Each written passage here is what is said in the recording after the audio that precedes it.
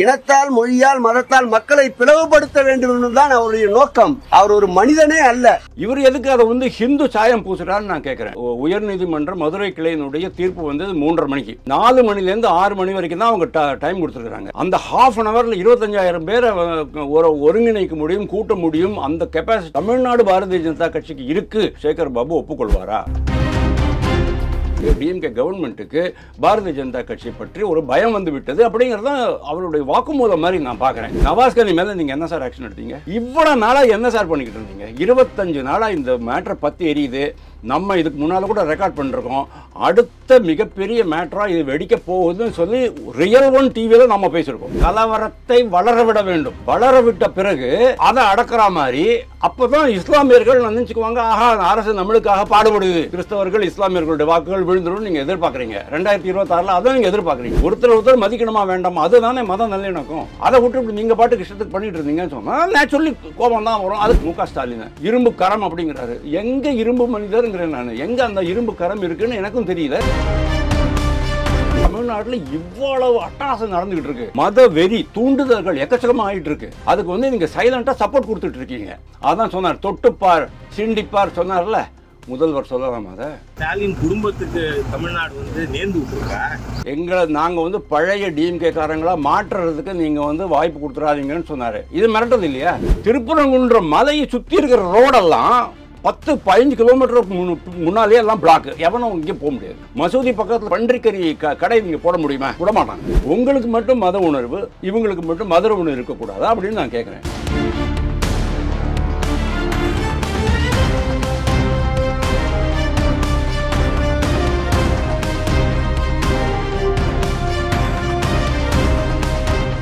ரேலோ நேயர்களுக்கு வணக்கம். இன்று நம்மளுடைய நேர்காணலுக்கு அரசியல் விமர்சகர் திரு வாசுதேவன் அவர்கள் இணைஞ்சிருக்காங்க. சார் வணக்கம். சார் வணக்கம். தமிழ் எப்படி இருக்கீங்க? ஃபர்ஸ்ட் கிளாஸா இருக்கேன். திருப்பரங்குன்றத்தில் என்ன நடந்துகிட்டு இருக்கு அப்படிங்கிற ஒரு கேள்வி கடந்த 2 நாட்களாக தமிழகத்தையே கொஞ்சம் பேசும் பொருளாக மாற்றிருக்கு. இன்னொரு பக்கம் அந்த மலையில் ஆடு வெட்டுறோம் அப்படின்ட்டு பிரகடனப்படுத்தினது தான் இந்த பிரச்சனைக்கு உண்டான ஒரு அஸ்திவாரமாக அமைஞ்சிருக்கு அப்படின்ட்டு ஒரு தரப்பு சொல்லப்படுது. இன்னொன்று இந்து முன்னணி கட்சியினர் போராட்டம் நடத்துறது அப்படிங்கிறது மேலும் பேசும் பொருளை அதிகரித்திருக்கு. இன்னும் இதெல்லாத்தையும் தாண்டி அறநிலைத்துறை அமைச்சராக இருக்கக்கூடிய சேகர் பாபு அவர்கள் பாஜக திமுக ஆட்சி நடந்துகிட்டு இருக்கக்கூடிய இந்த ஒரு நேரத்தில், இன்னும் சில தினங்களில் தைப்பூசம் ஆரம்பிக்கக்கூடிய ஒரு நேரத்தில் ஒரு மத கலவரத்தை உருவாக்கலாம் அப்படிங்கிற பிளான்ஸில் தான் இது எல்லாத்தையுமே செயல்படுத்திக்கிட்டு இருக்காங்க அப்படின்ட்டு சொல்லப்படுது. என்ன சார் நடக்குது? சேகர் பாபுடைய இன்னைக்கு காலையில் விமர்சனம் ஏற்றுக்கொள்ளும்படியாக இல்லை. என்ன மத கலவரம் அவங்க பண்ணுறாங்க? அவர் என்ன சொல்றாரு? மத இன மொழி கலவரத்தை தூண்டும் வகையில் பாஜகவினர் செயல்படுகிறார்கள் அப்படின்னாரு. இன்னொரு விஷயம் அவர் சொன்னார் தெரியுமா உங்களுக்கு? ஒரு பத்திரிகையாளர் சொல்றாரு ஹிந்து அமைப்புகள் அப்படின்னு சொன்னாரு. இதனால ஹிந்து அமைப்புகள்லாம் சொல்லாதீங்க, இது பாஜக தான் பண்ணியிருக்குது அப்படிங்கிறாரு. உண்மையிலேயே இந்துக்கள் எல்லாம் சேர்ந்து தான் அங்கே போய் நின்றுட்டு இருக்கிறாங்களே தவிர பாரதிய ஜனதா கட்சி இதில் எந்த ரோலும் பிளே பண்ணலை.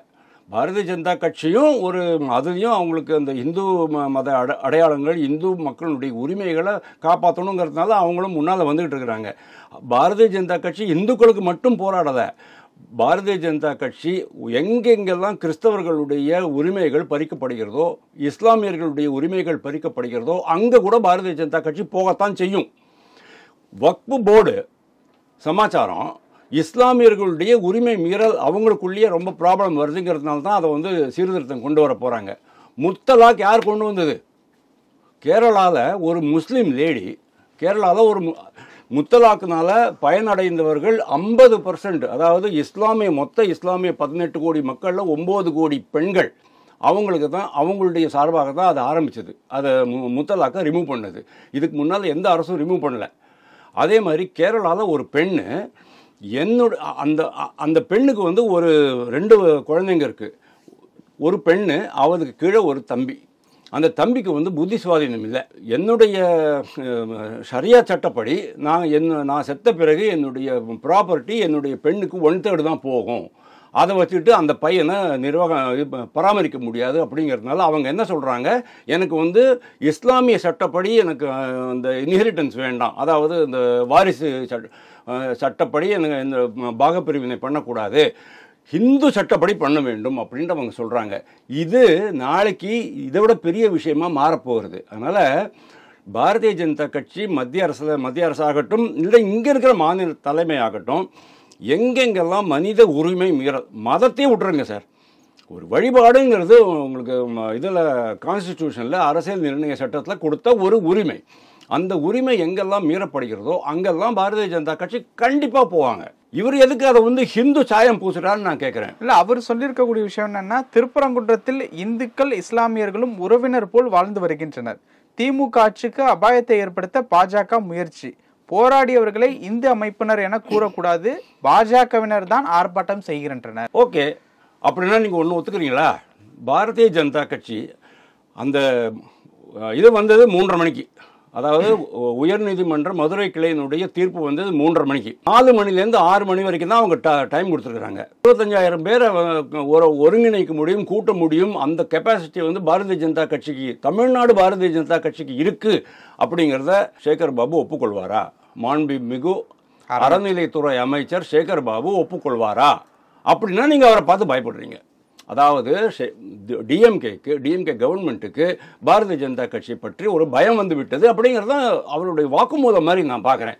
இன்னொன்று என்ன சொன்னார், நீங்கள் மத நல்லிணக்கம் சொன்னீங்க. எல்லா மக்களும் இது வரைக்கும் பிரச்சனையே கிடையாது சார். அங்கே இவ்வளோ வருஷம் 100 வருஷமாக அந்த மசூதி அங்கே இருக்குது, பிரச்சனையே கிடையாது. அங்கே ஒரு சமணர் குகை இருந்தது, அந்த சமணர் குகையை நீங்கள் வந்து ஆக்கிரமிப்பு பண்ணிட்டீங்க. அதுக்கு கூட இந்த சமணர்கள் யாருமே வரல. அது காரணம் என்ன தெரியுமா? தமிழ்நாட்டில் சமண மதம் ரொம்ப தழைத்து ஓங்கி இருந்தது ஒரு காலத்தில், குலோத்துங்கன் பீரியடில். ஆனால் இன்றைக்கி சமணர்கள் வந்து less than 1% of the population தான். யாராவது நீங்கள் போய்ட்டு ஜெயினா நீங்கன்னு கேளுங்க, தெரியாதுன்றவாங்க. அவங்களுக்கே தெரியாது. அந்த மாதிரி ஆகிப்போச்சு. எப்படி வந்து இந்த சௌராஷ்டிரா பீப்புளெலாம் வந்து தமிழர்களாக மாறிட்டாங்களோ அதே மாதிரி இவங்களும் மொத்தமாக மாறிட்டாங்க. ஆனாலும் அந்த இந்த மகாவீரா அந்த மாதிரி அந்த தீர்த்தங்கரா அவங்கெல்லாம் இருக்காங்க இல்லையா, அவங்களெல்லாம் கும்பிடுற சில பேர் இருக்கிறாங்க இன்னும். அதையும் நீங்கள் வந்து இது பண்ணிட்டீங்க. இவ்வளோ நாளாக ப்ராப்ளமே இருக்குல்ல. மாண்புமிகு அமைச்சர் என்ன சொல்கிறாரு தெரியுமா? புதிய தலைமுறை தந்தி டிவிலெல்லாம் வந்து ஒரு வீடியோ போட்டாங்க. அந்த வீடியோவில் வந்து அந்த மக்கள்லாம் வந்து சொல்கிறாங்க. அப்போ நீங்கள் அதை நம்புறீங்கல்ல. அப்போ ஜனம் டிவியில் வந்து நீங்கள் நம்ப மாட்டீங்களா? வேறு ஏதாவது டிவியில் வந்துச்சுன்னா நீங்கள் நம்ப மாட்டீங்களா? பகுதி மக்கள் வந்து அந்த மாதிரி நாங்கள் வந்து ரொம்ப வருஷமாகவே இருந்துக்கிட்டு இருக்கோம், வெளியூர்கள்லேருந்து தான் வந்து கலாட்டா பண்ணுறாங்க அப்படின்னு சொல்கிறாங்கல்ல. நவாஸ்கனி மேலே நீங்கள் என்ன சார் ஆக்ஷன் எடுத்தீங்க? இவ்வளோ நாளாக என்ன சார் பண்ணிக்கிட்டு இருந்தீங்க? 25 நாளாக இந்த மேட்ரை பற்றி எரியுது. நம்ம இதுக்கு முன்னால் கூட ரெக்கார்ட் பண்ணிருக்கோம். அடுத்த மிகப்பெரிய மேட்ராக இது வெடிக்க போகுதுன்னு சொல்லி ரியல் ஒன் டிவியில் நம்ம பேசியிருக்கோம். நாம் பேசும்போது அவங்களுக்கு தெரிய வேண்டாமா? உங்களுடைய உளவுத்துறை என்னங்க பண்ணிச்சு? உளவுத்துறை ரிப்போர்ட் கொடுத்துருக்கு, போலீஸ்காரன் ரிப்போர்ட் கொடுத்துருக்கான், டிஸ்ட்ரிக்ட் கலெக்டர் ரிப்போர்ட் கொடுத்துருக்கான், எல்லாம் பண்ணியிருக்கான். ஆனாலும் அரசு தூங்கிக்கிட்டு இருந்தது. ஏன்னா உள்நோக்கமா உங்களுக்கு? அதாவது கலவரத்தை வளர விட வேண்டும். வளர விட்ட பிறகு அதை அடக்கிற மாதிரி அப்போ தான் இஸ்லாமியர்கள் நினச்சிக்குவாங்க, ஆஹா அரசு நம்மளுக்காக பாடுபடுது. அப்போ அடுத்த வாக்குகள்லாம் ஈரோடு கிழக்கில் மொத்தமாக கிறிஸ்தவர்கள் இஸ்லாமியர்களுடைய வாக்குகள் விழுந்துடும் நீங்கள் எதிர்பார்க்குறீங்க. 2026 அதான் நீங்கள் எதிர்பார்க்குறீங்க. அதை இப்போ சொல்கிறாரு சார், அரசியல் நாடகத்துக்காக தான் இந்த லாபத்தை. அரசியல் நாடகமே கிடையாதுங்க. எப்படிங்க அரசியல் நாடகம்? ஏங்க அவங்க தானே சொல்கிறாங்க மதம் நல்லிணக்கம் அப்படின்ட்டு. இப்போ நவாஸ்கன் எதுக்கு வந்தார்?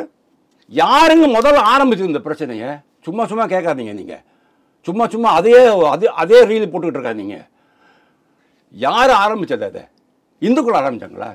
அவங்களுக்கு அந்த இடத்துக்கு போகணும், காசி விஸ்வநாதர் கோயிலுக்கு போகணும்.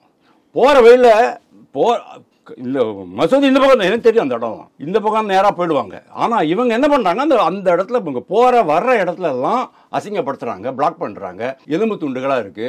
அவங்களுக்கு வந்து அங்கேருந்து குடத்தை தண்ணி எடுத்துகிட்டு வரணும். இதெல்லாம் சரி, எங்களுடைய மத ப்ராக்டிஸ் வேறு, உங்களுடைய மத வழிபாடுகள் முறைகள் வேறு. ஒருத்தர் மதிக்கணுமா வேண்டாமா? அதுதானே மத நல்லிணக்கம். அதை விட்டு இப்படி நீங்கள் பாட்டுக்கு இஷ்டத்துக்கு பண்ணிட்டு இருந்தீங்கன்னு சொன்னால் நேச்சுரலி கோபம் தான் வரும். அதுக்கப்புறமா உடனே அங்கேருந்து வராரு, உடனே ஆடை தோளில் தூக்கிக்கிட்டு நாங்கள் போய் வெட்டுவோம். என்னையா? அப்போதான் நீங்கள் வந்து அரசு இரும்பு கரம், இரும்பு மனிதர் அப்படிங்கிறாரு மு.க. ஸ்டாலின். இரும்பு கரம் அப்படிங்கிறாரு. எங்கே இரும்பு மனிதருங்கிறேன் நான். எங்கே அந்த இரும்பு கரம் இருக்குன்னு எனக்கும் தெரியல. தமிழ்நாட்டில் இவ்வளவு அட்டகாசம் நடந்துகிட்டு இருக்கு. மத வெறி தூண்டுதல்கள் எக்கச்சக்கமாக ஆகிட்டு இருக்கு. அதுக்கு வந்து நீங்கள் சைலண்டாக சப்போர்ட் கொடுத்துட்டு இருக்கீங்க. அப்போது அந்த ஒரு பகுதி மக்கள் வந்து புதிய தலைமுறையிலையும் தந்தியிலையும் சொன்னாங்க அப்படின்னு சொன்னால், மற்ற மக்கள் கூட இங்கே வந்து வெளியூர்லேருந்து நிறைய பேர் வராங்க, தொந்தரவு பண்ணுறாங்க, இந்துக்களுடைய உரிமை பறிக்கப்படுகிறதுன்னு சொன்னால் அதை நம்ப மாட்டீங்களா? நீங்கள் ஒரு பக்கம் மட்டும்தான் நம்புவீங்க, இந்த பக்கத்தை நம்ப மாட்டீங்க. அப்போ இது என்னங்க சமூக நீதி? இது ஒரு விஷயம்.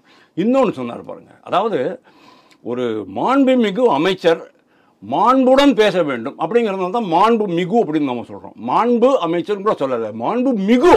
உங்களையும் என்னையும் விட மாண்பு அதிகமாக யாருக்கு இருக்கணும்? அமைச்சர் பெருமக்களுக்கு இருக்கணும். அதுக்காக தான் அமைச்சர் பெருமக்கள்னு சொல்கிறோம். புரியுறதா? அமைச்சர் அப்படின்னு சொல்லலை, அமைச்சர் பெருமக்கள் நம்ம மரியாதையாளர்களுக்கு சொல்கிறோம். அது அட்லீஸ்ட் இதுலையாவது சொல்லலாமே அப்படின்னுட்டு அவர் என்ன சொல்கிறார் தெரியுமா? இன்னொரு இது கொடுத்துருக்காரு, ஒரு எச்சரிக்கை. அதாவது மிரட்டல். அதான் சொன்னார், தொட்டுப்பார் சிண்டிப்பார் சொன்னார்ல முதல்வர். சொல்லலாம் அதை. இவர் என்ன சொன்னார்? இதுக்கு முன்னால் என்ன சொன்னார்? அன்னைக்கு நாங்கள் வந்து பழைய டிஎம்கே காரங்களா மாற்றுறதுக்கு நீங்கள் வந்து வாய்ப்பு கொடுத்துடாதீங்கன்னு சொன்னார். இது மிரட்டல் இல்லையா? ஒரு அமைச்சர் பேசுவதற்கு அழகா இது? எங்கள் தலைவர் மு.க. ஸ்டாலின் முதல்வர் சொல்கிறாரு, கொஞ்சம் அடக்கிக்கிட்டுருன்னு. நாங்கள் பொங்கி எழுந்துட்டோம்னு சொன்னால் என்ன ஆகும் அப்படின்னு அர்த்தம் அதுக்கு. அதாவது பின்ன என்ன, ஏய் நான் வாயை மூடிக்கிட்டு இருக்கேன் அப்படின்னா என்ன அர்த்தம்? நான் வாயை திறந்தேன்னு சொன்னால் நீ அம்பேல் ஆகிடுவேன் அப்படின்னு தானே அர்த்தம். ஆனால் நாங்கள் சொல்ல அவசியம் இல்லை. அந்த மாதிரி அவர் மிரட்டுறார் அப்படின்னு சொன்னேன்னா இதுக்கு என்ன அர்த்தம்? இதுக்கு என்ன உள்நோக்கம்? இதனால தான் நான் சொல்கிறேன், 25 நாளாக வேணும்னே கலவரத்தை தூண்டி விட்டுட்டு இருக்கிறாங்க. ஒரு சாரார், ஒரு பகுதி மக்களை மட்டுமே, ஒரு மதத்தை சேர்ந்தவர்களை மட்டுமே நீங்கள் பண்ணீங்களா நாங்கள் பார்த்துக்கலாம் அப்படின்ட்டு கூலாக வேடிக்கை பார்த்துட்டு இருக்கீங்க. அதுக்கப்புறம் கடைசியில் இப்போ வந்துட்டு நம்ம கலவரத்தை கட்டுப்படுத்துகிற மாதிரியும் என்னமோ பாரதிய ஜனதா கட்சிக்கு அவ்வளோ கெப்பாசிட்டியே கிடையாது சார். 25,000 பேர் அன்றைக்கி வந்திருக்காங்க. 5,000 பேர் தான் வந்து பேப்பரில் போட்டிருக்காங்க. 25,000 பேர் வந்திருக்கிறாங்க. அதுவும் எப்படி வந்திருக்காங்க நான் சொல்கிறேன். டிஸ்ட்ரிக்ட் கலெக்டர் பண்ணினது தப்பு. உயர்நீதிமன்றம் மதுரை கிளை மூஞ்சில் அடித்த மாதிரி பதில் சொல்லிருக்கு. ஃபர்ஸ்ட் ஆஃப் ஆல் நீங்கள் அந்த மாதிரி அறிக்கை கொடுத்தது தப்பு. நீங்கள் அங்கே போகக்கூடாது, தடை போட்டிருக்கு, 144 போட்டிருக்குன்னு சொன்னதே தப்புன்னு சொல்லிட்டு அதுக்கப்புறமா தான் அவங்க இது பண்ணிருக்காங்க. அதை வந்து ரிமூவ் பண்ணிவிட்டு நான் அமைதி போராட்டம், அறவழி போராட்டம் 4லேருந்து 6 மணி வரைக்கும் பண்ணிக்கலாம் அப்படின்னு சொல்லிருக்கிறாங்க. அதுக்கப்புறமா அந்த சமயத்தில் வித்தின் ½ அன் அவர் 25,000 பேர் வரைக்கும் குமிஞ்சிருக்கிறாங்க. இவங்க என்ன பண்ணிருக்கிறாங்க? போலீஸ் ஆகட்டும், டிஸ்ட்ரிக்ட் கலெக்டர் ஆகட்டும், டிஎம் ஆகட்டும், பாக்கி இதர அரசு அதிகாரிகள் எல்லாருமே மதுரையை சுற்றி இருக்கிற ரோடெல்லாம் பிளாக். எனக்கு எவ்வளோ ரிப்போர்ட் வந்திருக்கு தெரியுமா? அங்கேருந்து திருப்பரங்குன்ற மலையை சுற்றி இருக்கிற ரோடெல்லாம் 10-15 கிலோமீட்டருக்கு முன்னாலே எல்லாம் பிளாக். எவனும் இங்கே போக முடியாது. அந்த அளவுக்கு இங்கே வந்து மத கலவரத்தை எதிர்பார்க்குறீங்க. அமைதியாக அவங்க பண்ணினது ஜஸ்ட் ஒரு ப்ரொட்டஸ்ட். என்ன ப்ரொட்டஸ்ட்டு? இந்த மலை முருகனுடைய மலை, இந்த மலையை மேலே இருக்கிற காசி விஸ்வநாதர் கோயிலுக்கும் திருப்பரங்குன்ற முருகன் கோயிலுக்கும் பல்லாண்டு காலமாக ஒரு கனெக்ஷன் இருக்குது, ஒரு தொடர்பு இருக்குது. அந்த தொடர்பு, அந்த வழிபாட்டு தொடர்பை நீங்கள் வந்து இது பண்ண முடியாது. 3வது, நீங்கள் வந்து இங்கே மலைக்கு மேலே வந்து ஆடு வெட்டக்கூடாது, கோழி வெட்டக்கூடாது. மசூதி பக்கத்தில் பன்றிக்கறி கடை நீங்கள் போட முடியுமா? கடை போட முடியுமா? பன்றிக்கறி கடையை விட மாட்டாங்க. உங்களுக்கு மட்டும் மத உணர்வு, இவங்களுக்கு மட்டும் மத உணர்வு இருக்கக்கூடாது அப்படின்னு நான் கேட்குறேன். இவ்வளோதான் அவங்க கேட்டது.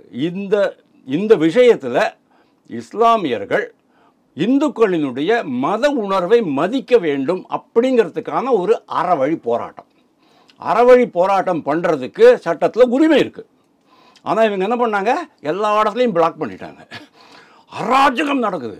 அதுக்கு தான் இவர் சொன்னார், கம்யூனிஸ்ட் தலைவர் சொன்னார், இங்கே என்ன ஒரு அவசர நிலை வந்திருக்குதா அப்படின்ட்டு. கண்டிப்பாக சொல்கிறேன், இன்றைக்கி வந்து அவசர நிலைமை வந்த மாதிரியே தான் இன்றைக்கி இருக்குது. அதனால் இந்த அரசு இருக்கு இல்லையா, சேகர் பாபு அப்படி தான் பேசுவார். மாண்புமிகுன்னு நாம தான் சொல்லிக்கணும். மாண்புமிகு சேகர் பாபு இப்படி தான் பேசுவார், வேறு வழி கிடையாது. மற்ற அமைச்சர்களும் கிட்டத்தட்ட அவரை மாதிரியே தான் பேசிக்கிட்டு போகிறாங்க. ஆனால் இந்த மேட்ருக்கு இவ்வளவு முக்கியத்துவம் கொடுத்து, இவ்வளவு வளர விட்டு இவ்வளவு முக்கியத்துவம் கொடுத்தது பெரிய ஸ்ட்ராட்டஜிக் மிஸ்டேக்கு. அதாவது அவங்களுடைய ராஜதந்திர தவறு.